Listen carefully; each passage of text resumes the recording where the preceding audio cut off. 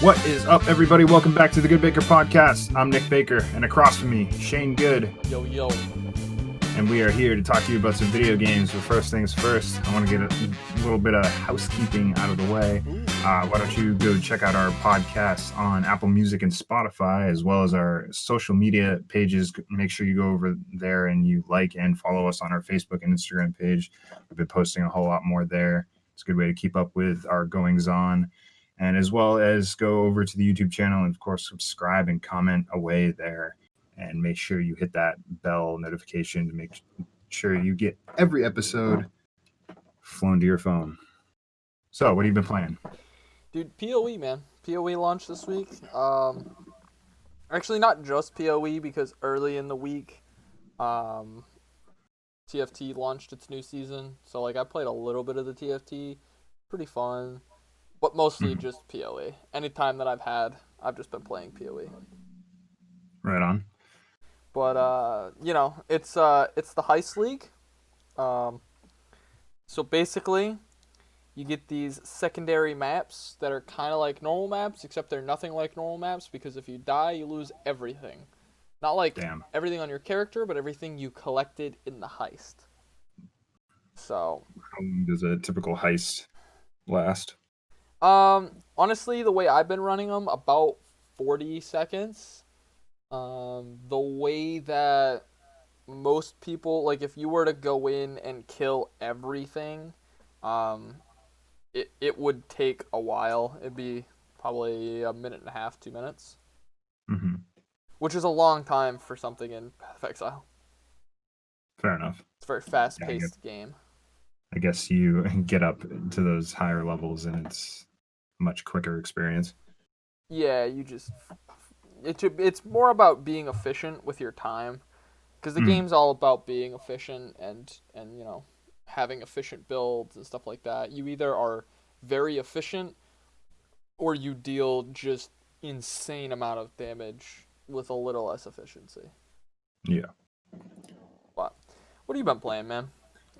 I have been dabbling back into Bloodborne. I got the little inkling to try a Souls-like after watching the PlayStation Showcase last week, and I've been playing that ever since. I just got past this Hellhound beast in this 3-layer dungeon that I had to complete, and it sucked. So I've been kind of taking a little bit of a breather from it again.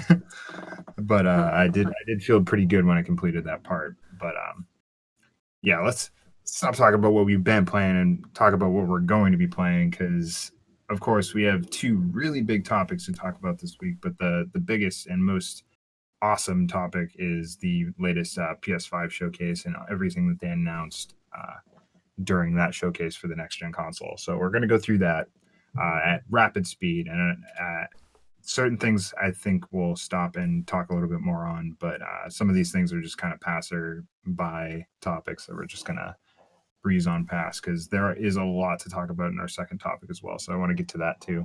Fucking max speed. Let's start it off, man. The PS5 showcase, it kicks it off with Final Fantasy 16 as a PlayStation exclusive and also coming to PC. Now, I find that phrasing a little funny. Well, yeah, I mean, console exclusive is kind of what they said. That's fair. I love it now, because PC is just getting everything. Xbox and PS4 guys or PlayStation guys are like, we have exclusives, and all of us computer guys are like, yay, us too. we get them too, but we have better machines. Well, they cost more. No, it is. Well, you compromise where you can. Exactly. I get all the games. You get. I was super blown away by this. I didn't really, when we talked last week, I think I said that it was a rumor, and I didn't believe it at all. I honestly didn't believe that they were going to show this game this early, because it does look like probably one of the earliest titles on this list of games. So I'm glad they kind of got it out of the way first. But it was a big shocker to start everything off in a good way. Well, I mean, the only thing that would have shocked me more than this is if they came out with Elder Scrolls. So right. They didn't do We did that. talk about that. We did. They But we didn't do that. will talk about where Elder Scrolls might be going later in the show, so stay tuned. Dun dun dun. Yeah, that's right. Foreshadowing. We're good at it over here. But but without, diving too deeply into that, I'm glad that they're going back to the medieval kind of approach for Final Fantasy. I really liked 12 was the last one that really nailed that aesthetic, other than 14 Online is this exact aesthetic. I think one of the directors of that game is a producer on this one. So that'll be interesting to see what pieces of that lore come over, or what they choose to omit from that series of uh, games, the online games. Yeah, I'll But be very interested to see what they do online, especially. Hopefully, you yeah. can play with your friends. Next on the list is one of the sickest gameplay trailers we've seen so far in really any of these showcases all summer, and it was the Spider-Man Miles Morales gameplay. I thought this was the best it's ever looked. It got me super pumped to play the game, and it kind of announces where you're going to be at when you start the game, or pretty much uh, what's going to lead to you going on this hero journey with Miles Morales instead of the titular Peter Parker. So Mm-hmm. what did you think of this gameplay? So, admittedly, I didn't watch all of the gameplay. So Fair enough. I watched a good amount of it, but not all of it. So the gameplay that I did watch, I definitely is the best I've seen the game look. I thought the game looked really pretty. Everything looks like so snappy. That's one thing that like I still just can't get over. Like going from like just remembering what games were before, even before like the last console, games didn't Mm, look just this quick, this snappy, this like from thing to thing to thing. You know what I mean? And it shows really well in this. yeah, agreed. I do find the name kind of funny. The more I see the name, the more I'm like, man, that's a very long name. Good name, but a very long name. Yeah. They could have maybe just shortened it to Morales or Miles. Yeah. But yeah, I think that it has a completely different feel with the different music. Essentially, the music is coming back from Spider-Man PlayStation 4, but they're kind of remixing it with some trap beats and stuff that kind of makes you think of kind of more on the Miles side of things. Mhm. Maybe the Spider-Man Into the Spider-Verse style music more than the horns and strings of a traditional Spider-Man score. But I thought that was really cool. It added to the gameplay a lot. It kept the rhythm of all the combat going in my mind. I'm like, oh wow, this is going to be so much fun to actually fight to.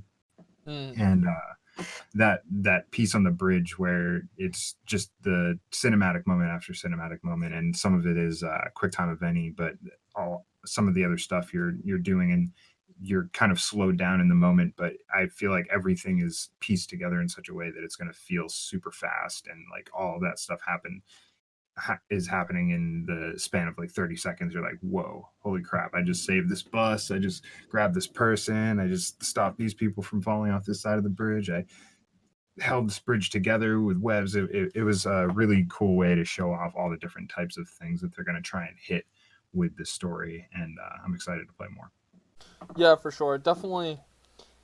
It's one of those like I probably won't get a PS5 for a pretty good amount of time, so I won't really get to play it until it's probably past due. But I'm going to enjoy watching this game. I always watch games like this, even if I don't Yeah, really like play them. Like I didn't play The Last of Us 2. However, I watched like an entire playthrough of The Last of Us 2 with some really good, guys that play video games. So right. I'm Moving excited on to see it. to the next big announcement they had was Warner Brothers Games and Avalanche are combining for Hogwarts Legacy, the Mm. Harry Potter RPG that we've been hearing so much about. I think there was leaks 2 years ago of screenshots of this one, and it's finally made its announcement. really odd that it's here, but honestly, I think a lot of people are really going to be on board with this. I don't dabble into Harry Potter as much as I did when I was younger, but I'm interested to see where this one goes. I guess it's going to be a single player open world RPG, so Mm-hmm. that'll be cool to see how people customize their characters and go throughout and have their own wizarding adventures. Not to mention some of the scenes that they showed off looked really really nice, so it'll be good to see that on some next gen hardware, and of course I think it's coming to PC as well. So I'm just so happy about everything coming to PC lately, but that's pretty dope. I've never even watched a Harry Potter movie, so. yeah, yeah, it's a little hard to speak to if you haven't been in the Harry Potter lore at all, but a lot of people are going to be super duper excited about this. It made a big pop in the show. I saw a lot of reactions on this one, so Mm-hmm. good to see. But as for the next game on the list, I think this is a little bit more mainstream. A lot more people are excited about Call of Duty Cold War, and the campaign gameplay that we got to see here was brutal, boots on ground, and it reminded me so much of the original that I'm super excited to play this like fast paced spy thriller like Call of Duty campaign. Yeah, the Call of Duty campaign just, I don't know, it looks so much like the Spec Ops to me.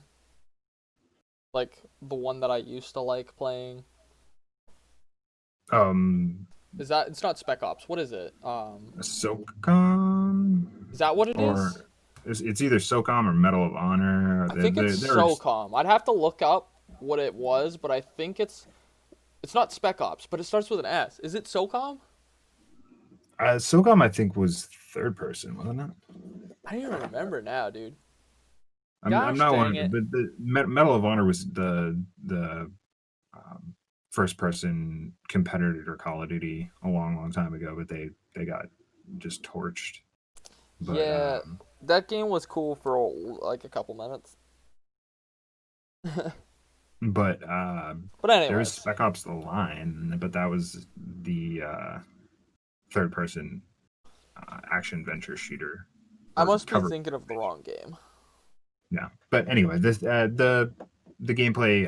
At one point, this guy comes up and stabs this dude in the neck and blows his brains out with a pistol, and it just is the visceral nature of some of those takedowns, whether they're scripted or not, is completely up in the air. I'm not really sure how this game feels or plays, but I imagine that you're gonna have like those moments sprinkled in throughout the campaign, and it's gonna make you feel like an absolute like Rambo badass. Hmm.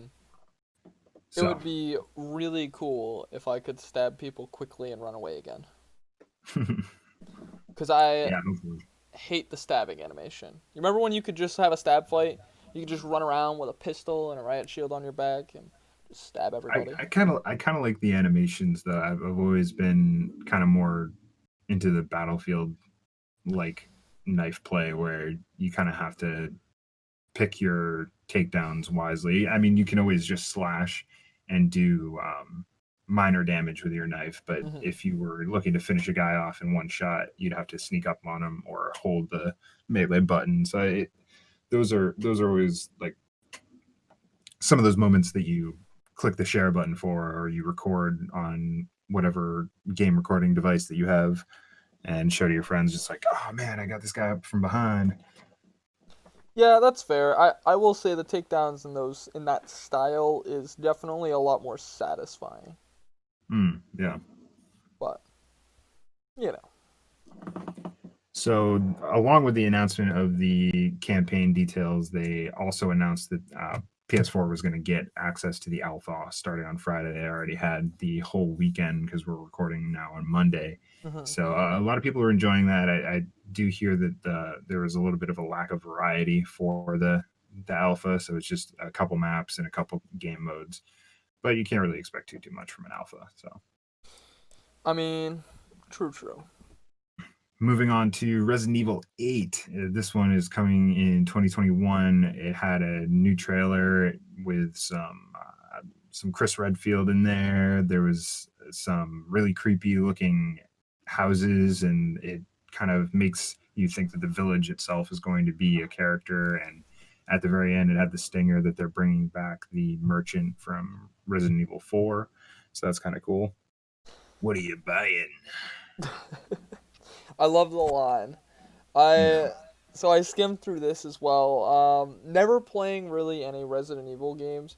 The game like they always look super fun. I'll be interested to see how complicated this one is, because I feel like a lot of people were really into the Resident Evil 2 remake being like, wait, it was 2, right? Or is it? Yeah, Yeah, they yeah, yeah. remade 2 and 3 in the same Resident Evil engine, so that Right. I think that people are really into the like the harder version of it, like mm, the one where you don't even have like a HUD and stuff like that. So I'll be interested to see how difficult the game is, because I know a couple people that swear by the game, but I don't know, the game right. it looks like fun. They're going back to the first person camera settings too, so I always feel like that keeps things way more tense than in a third person Resident Evil environment, where there are definitely things that are going to jump out and surprise you, but you do have like a little bit more of a visual idea of what your surroundings are like when you're in that third person camera. Yeah, I completely agree. It's definitely a lot harder to like, I wouldn't even say scare the player, but just do something that the player isn't going to see coming. You know, like popping out of walls, like Mm, you look through a window or you look to your right and there was nothing, you look to your left, there was nothing, but you hear something from your right and then it's just there. yeah, or Well, things just like smashing through random windows as you're walking down a hallway. That's like classic Resident Evil. So yeah. it'll be cool to see more of this one and some actual gameplay later this year. I'm sure they'll show off some more trailers before it launches.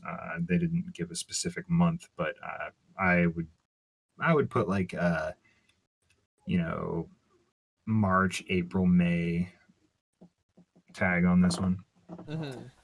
So it'd be cool to see. But next on the list, Deathloop had a gameplay trailer. It shows off a few more of the game's characters and mechanics. It's coming now Q2 2021, which they had said that they were going to push it back, but now we're kind of getting a little bit more of a time frame. Mhm. That does sound very similar to what I would say Resident Evil 8 is coming out at too, in that March, April, May window there in quarter 2. So we'll have to keep our eyes peeled for that one, because this is like super stylistic. The music is great. Again, that's like another big selling point for me on games, is like what kind of music they're pushing. So, what did you think about Deathloop? Did you see this most recent trailer? No, actually, I didn't see any of this. I saw like obviously when I was skimming through, I just didn't realize that this was Deathloop. Um, Hmm. so I didn't see any of the gameplay trailer. What do we have? What did it come down So to? they kind of just rounded off a few more of the villains that you're going to be facing. I think two specifically. There's this scientist and an entrepreneur that is throwing some sort of house party, and pretty much the idea is it's similar to a roguelike. I feel like it's in its gameplay, where you're kind of repeating to get the best run that you possibly can. So Mhm. the mechanic that they introduce is this um, mechanic in which you go to the scientist's lab because he's supposed to be attending a party, but he doesn't go to the party because he makes a scientific discovery early in the morning. So the two villains that you're trying to assassinate aren't in the same place at the same time.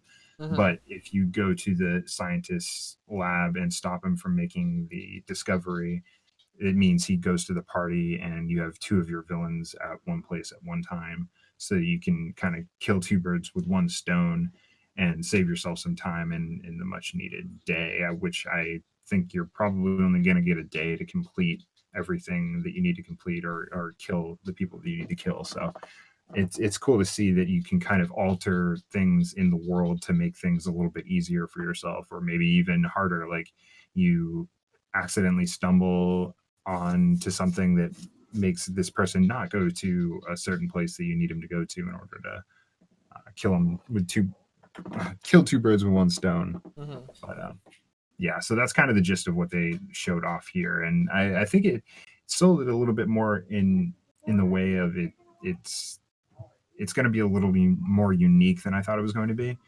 but they still have that mystery multiplayer aspect where somebody's constantly hunting you throughout your day. So I don't really know where they're going with that, or how they're going to really implement that. Whether it's going to be a lot like Dark Souls, where people can invade your game, or if you just start each day with a random player.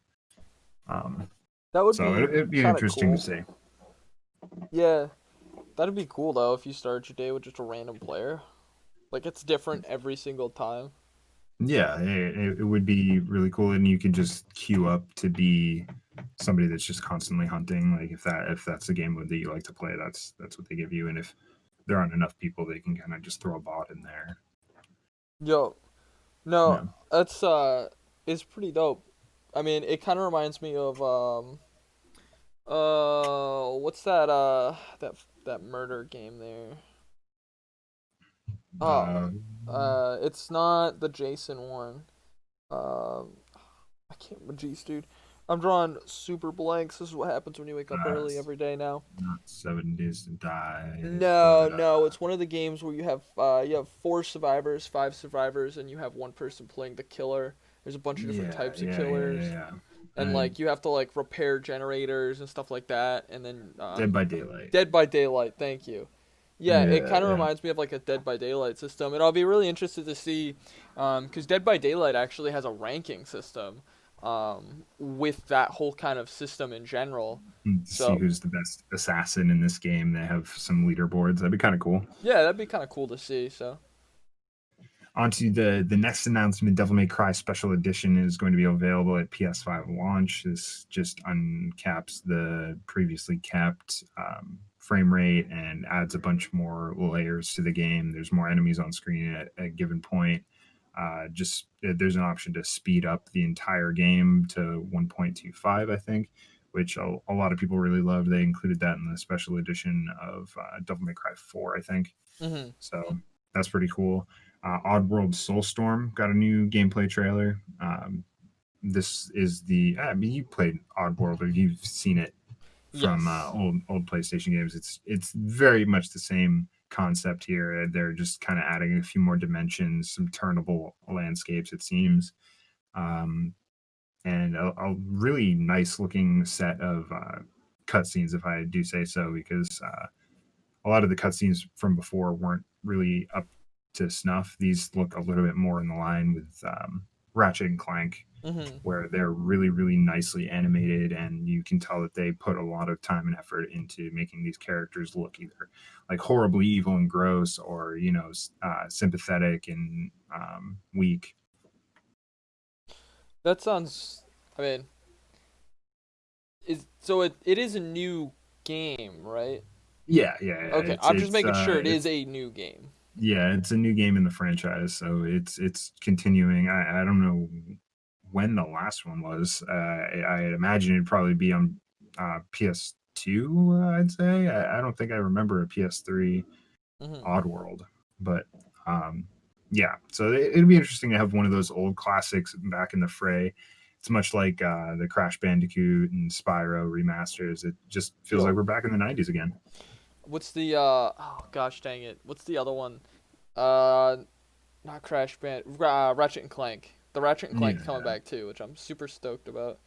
yeah, yeah. They Unfortunately. unfortunately did not show any more gameplay for that one than this one. I was thinking that they were totally going to throw like a little new tidbit in here, but nothing to see. But they did show off Five Nights at Freddy's Security Breach. So if you're into those survival horror games that take you through this creepy playhouse, then stay tuned for that, because a lot of people really love the first installment, and now they're back with a new one. So that's kind of cool.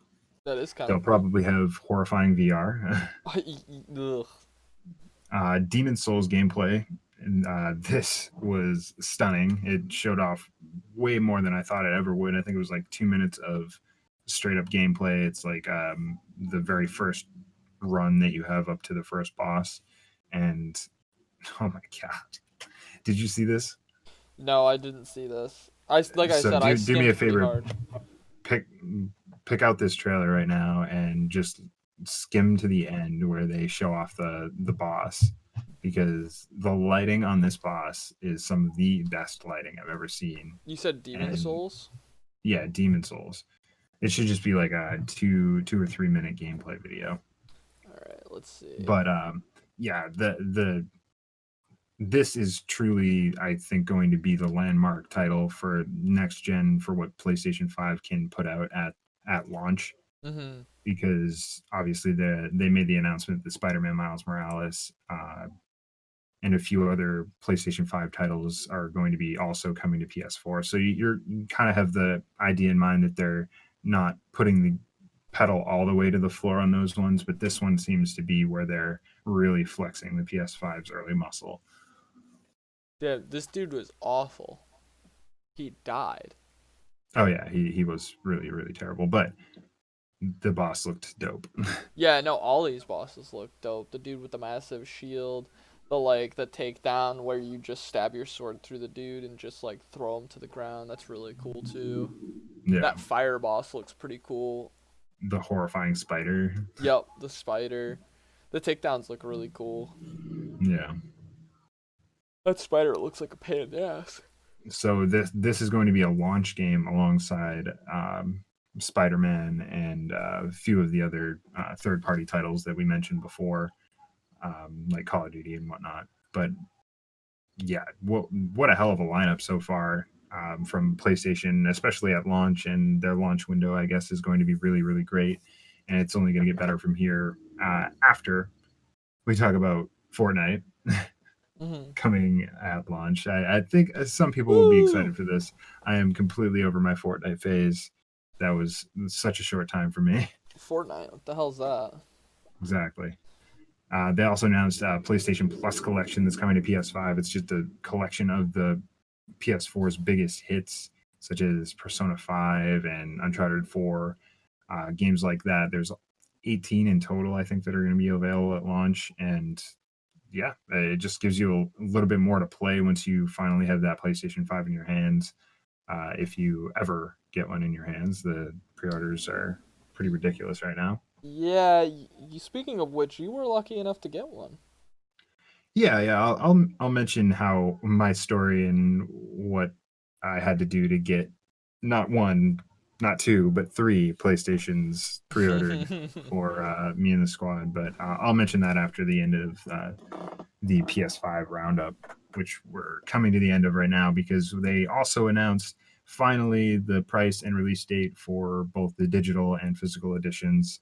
Wow, wow, The digital wow. coming in at a whopping $3.99, and the physical coming in at a $4.99.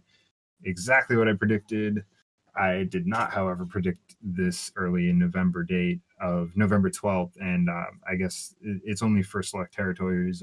It's coming November 19th to the entire globe, so Right. that's when our international and North American dates will line up. I was gonna Uh, say we're not in that select date. We have to wait. no, we're fine. We're good. North America's in there, but Oh, we are? I thought we I weren't. think I think that China is not. There are a few other places that are unfortunately left out of that. I think Europe, North America, um, Japan, all those places are going to be November 12th, but some places are going to have to wait. Not too long though, and obviously Cyberpunk is coming out on the 19th, the real true launch title for both Ooh, systems. So hell yeah. The we'll 19th of what year, sorry? 2022. Oh, yeah, of course. But yeah, I was right on here. I figured they would kind of take a little bit of a hit on the digital console and put the physical console up at a higher price, so they can make some of their money back there. What did you think of the pricing? No, I thought the pricing made a lot of sense. I wasn't sure what we were gonna end up with pricing, especially where, like, they took $100 off for taking out the optical drive, And I didn't expect Xbox to go the way that they did because they took $200 off but made a shittier console. Versus Yeah, like PS4 took $100 off and it's still the same console, just literally doesn't have an optical drive. So I think that was a really smart decision for them to not make a worse console or to not make a less powerful console. And even right. though it's a higher price, I think that a lot of people are gonna go for that discless version. Yeah, I myself, I'll mention this one last thing for the PS5 showcase. They did show off God of War teaser that just said that Ragnarok is coming and just to be prepared. And it showed a date of 2021. So Hmm. I don't know if we're going to get more details next year or whether or not that's going to be a release date. I imagine it'll probably just be more details and we'll get it in 2022. Yeah. But really exciting to see that they're so close already with the next God of War. But yeah, so as far as pre-ordering the PS5, it was a really difficult experience because right after the show, they did not announce any of the pre-order details during the show. They Hmm. didn't announce what retailers were going to have stock or any type of information on where to find these things or where to go. The only thing that they did have announced was that people were going to start getting their invitations for the direct from PlayStation orders, which I did eventually get one of those, but it wasn't until 1 or 2 o'clock in the morning, the day after these pre-orders started, or the day after this showcase. Hmm. But so Walmart started. They kicked it off with they leaked uh, their PS5 pre-orders on Twitter. They said, "No, fuck it, we'll just go. Everybody pre-order now." And their site went live, and they were sold out in under 10 minutes. Yeah, that was at like 2 a.m., right? That was at 9:30 p.m. on Oh, the date okay. of the showcase. So that's when everything started, and it might have been earlier actually, but right after that, everybody else opened the floodgates. Best Buy started theirs, Target started theirs, and so on and so forth. So many of the retailers just crumbling, seeing that Walmart went first and Hmm. wanting to be the next foot in the door. But so I ended up grabbing the first one I got at Target because I was panicked. I was like, "Oh man, I'm not gonna be able to get a console. I can't believe that all of this is going down." They said via a tweet after the show that pre-orders would start the next day, and Walmart broke that street date. So Yo, um, they on to started. later in the night when Amazon was the last one to open their pre-orders. I got a digital edition ordered in there, which seems to be the most scarce console that is available. There's none anywhere. I think it was like 1 or 2% of the pre-orders that got out there were digital editions, according to a poll I think IGN put up. Wow. So it's pretty crazy. Um, Still, Best Buy's site is down from that night. You can't order anything on their website right now. Wait, Their really? architecture, yeah, their architecture's crunched. So Damn, I know Walmart, because I was with Ben when he tried to order his, and Walmart literally just crashed at 9 o'clock. Probably 2 to 3 seconds after 9 o'clock, Walmart just straight crashed. yeah, Couldn't even load anything on Walmart at all. yeah, it was an insane time trying to actually get in there and get things. I was looking back at Twitter, looking back at the sites, looking back at Twitter, and shout out to everybody on Twitter that was consistently updating their tweets telling you where to go and how many are left and if sites were crashing or not. So that was a big heads up, and just shout out to Twitter. Yeah, that's pretty sick. Uh, so yeah, I ended up getting my second one from Amazon, and then I got, like I said, I got that invitation from PlayStation to order directly from them, and I ended up getting another standard edition from them, and I got a few other doodads, some controllers, and one of the new 3 audio headsets from them. So Mm-hmm. I'm gonna be so set for launch day and ready to dive into a lot of these launch titles. But as big as all of this PS5 showcase news and everything going forward is, Microsoft made a huge play for their next gen goals. This is breaking news from today. Microsoft bought Zenimax, which is the parent company to Bethesda, for $7.5 billion. Ooh, small pennies. Small And pennies. supposedly, Microsoft is still going to honor exclusivity windows for Ghostwire Tokyo and Deathloop. Those two are slated to come to PS5 exclusively at launch Mm-hmm. next year sometime. So that's pretty crazy. The crazier thing is now, like I was saying before, Elder Scrolls, Yeah. that gets crazy because Microsoft could potentially make that an in-house exclusive through this deal. I don't know if they would, just because like, think about Skyrim, right? Why Mhm. why would you? Well, exclusive is kind of putting it a little bit harshly because usually if Xbox is behind this, they're going to be like, all right, exclusive at launch, and then down the road things will open up to everybody. So I think that initially, if they do it that way, they will sell Yeah, so many Xboxes, and then if they just let Elder Scrolls out the door later on, they can get their money back that way, I or definitely could see that. sold. Yeah. The good news is, regardless of how it plays out, Xbox has confirmed that no matter what they do for Xbox, PC gets it too. So it doesn't matter. Yeah, Haha. and that's totally awesome. Now that Bethesda and Obsidian are back under the same umbrella of Microsoft, they can work together on Fallout New Vegas 2, and that could be a PC and Xbox exclusive. Damn, there's that changes the game, dude. That Yeah, man. changes the game. So, like I said, this is all breaking news. Well, this is something that's going to grow into a bigger story later on down the line once more exclusives are starting to come out for Xbox and PlayStation, and all this next gen news really takes shape at launch. That's when this podcast is really going to take off. But for now, that is it. That is everything we got for you this week. Make sure that you go over to Apple Music and Spotify, pick up the podcast there. Go like us and subscribe to our Facebook and Instagram pages, as well as our YouTube channel. Comment down there on anything you want to comment on, like, geez, what do you think of this Microsoft purchase? Or, what console are you going to get? Did you get a PS5 pre-order? I, Answer any of those questions below. And of course, we will see you next week. Peace. Peace.